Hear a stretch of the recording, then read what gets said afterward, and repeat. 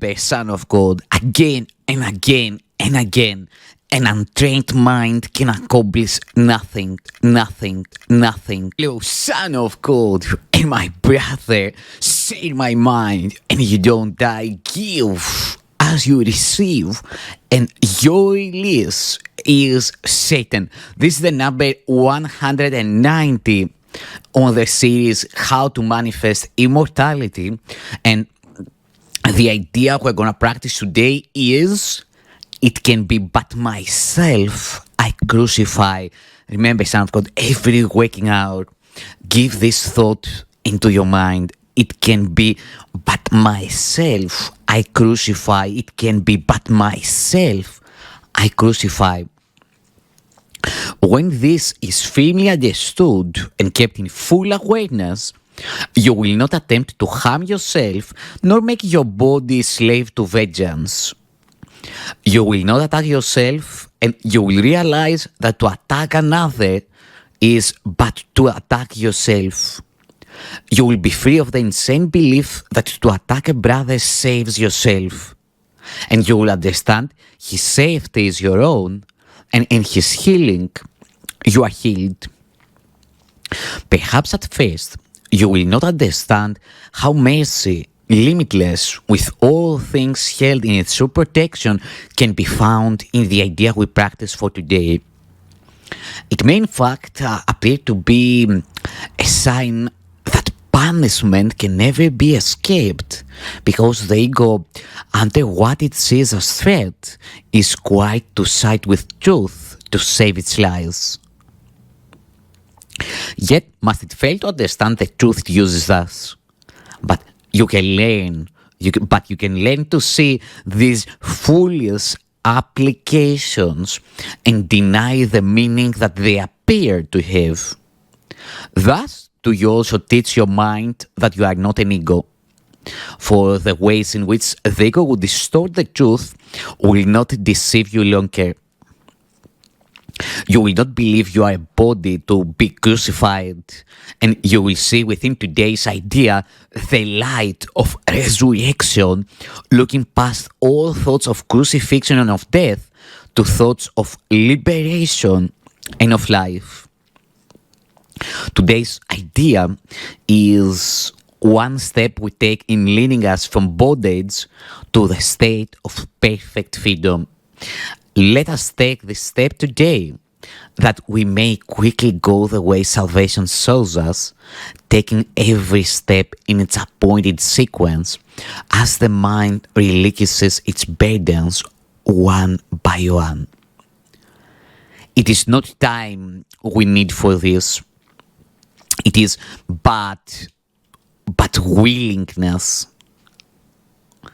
For what would seem to need 1,000 years can easily be accomplished, can easily be done in just one instant by the grace of God. The dreary, hopeless thought that you can make attacks on others and escape yourself has nailed you to the cross. Perhaps it seemed to be salvation. Yet it merely stood for the belief that the fear of God is real. And what is that but hell? Who could believe his father is his deadly enemy, separate from him, and waiting to destroy his life and blot him from the universe without the fear of hell upon his heart? Such is the form of madness you believe. If you accept the fearful thought, you can attack another and free yourself and be free yourself. Until this form is changed, there is no hope. Until you see that this, at least, must be entirely impossible, how could there be escape? The fear of God is real to anyone who thinks this thought is true. And he will not perceive its foolishness or even see that it is there, so that it would be possible to question it. To question it at all, its form must first be changed at least as much as will permit fear of retaliation to abate and the responsibility returned to some extent to you. From there, you can at least consider if you want to go along the painful path, along this painful path, until this shift has been accomplished. You cannot perceive that it is but your thoughts that bring you fear, and your deliverance depends on you. Our next steps will be easy if you take this one today.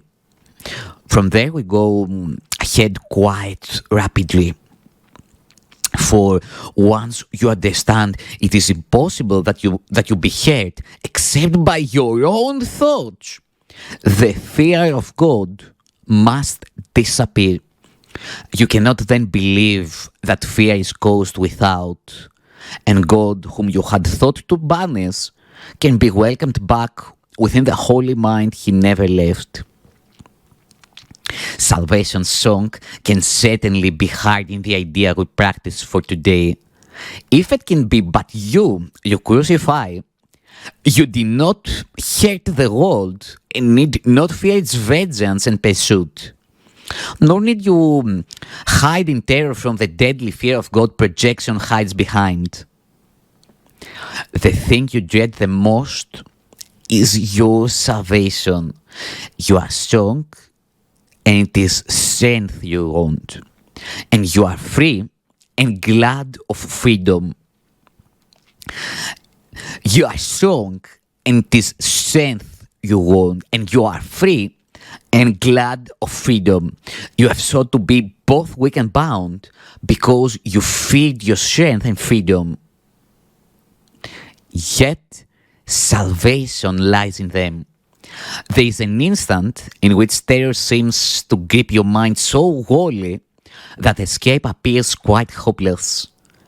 When you realize once and for all that it is you fear, the mind perceives itself as split. And this had been concealed, while you believed attack could be directed outward and returned from outside to within. It seems to be an enemy outside you had to fear, and thus a God outside yourself became your mortal enemy, the source of fear. Now, for an instant, is a murderer perceived within you, eager for your death, intent on planning punishment for you until the time when it can kill at last. Yet, in this instant is the time as well in which salvation comes.